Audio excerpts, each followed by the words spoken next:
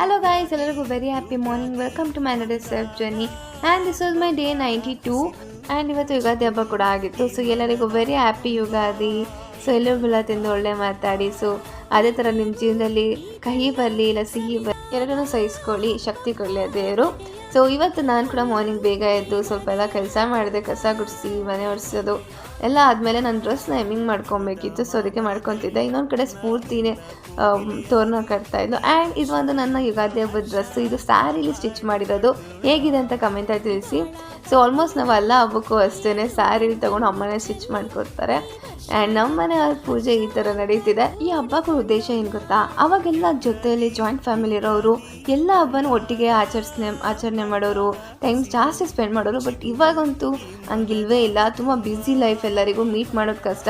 At least ಈ ಹಬ್ಬ ಬಂದಾಗ ಎಲ್ಲರೂ ಒಟ್ಟಿಗೆ ಸೇರಿ ಹಬ್ಬ ಮಾಡಲಿ ಆ್ಯಂಡ್ ಎಲ್ಲ ಹಂಚ್ಕೊಂಡು ಕೆಲಸ ಕೂಡ ಮಾಡೋಕ್ಕೆ ಸ್ಟಾರ್ಟ್ ಮಾಡ್ತೀವಿ. ಸೊ ಆದಷ್ಟು ನಿಮ್ಮ ಜೊತೆ ನಿಮ್ಮ ಫ್ಯಾಮಿಲಿ ಜೊತೆ ಟೈಮ್ ಸ್ಪೆಂಡ್ ಮಾಡಿ, ತುಂಬ ಚೆನ್ನಾಗಿರುತ್ತೆ. ಆ್ಯಂಡ್ ಇದು ಕೂಡ ಸ್ಫೂರ್ತಿಗೆ ಅಮ್ಮನೇ ಹೊಲ್ದಿರೋದು. ಸೊ ಇದೇನೆಂದರೆ ಸ್ಯಾರಿಲೇ ಸ್ಟಿಚ್ ಮಾಡಿದ್ರೆ, ಬಟ್ 2 in 1 ಥರ. ಸೊ ಕೋಟ್ ಜೊತೆ ಹಾಕೊಬೋದು, ಇದೊಂದು ಕೋಟು ಹಾಕೊಬೋದು. ಆ್ಯಂಡ್ ನಿಮಗೂ ಹೆಂಗೆ ಅನ್ನಿಸ್ತು ಅಂತ ಕಮೆಂಟ್ ತಿಳಿಸಿ. ಆ್ಯಂಡ್ ಇವತ್ತು ಡ್ಯಾನ್ಸ್ ಪ್ರಾಕ್ಟೀಸ್ ಕೂಡ ಇತ್ತು. ನಾನು ಡ್ಯಾನ್ಸ್ ಪ್ರಾಕ್ಟೀಸಿಗೆ ಹೋಗಿದ್ದೆ. ಸೊ ಹೋಗಿ ಈವ್ನಿಂಗ್ ಬಂದು ನಾನು ಅಮ್ಮ ಒಬ್ಬಟ್ಟು ಮಾಡಿದ್ರು. ಸೊ ಒಬ್ಬಟ್ಟು ತಿಂತಾಯಿದ್ದೆ.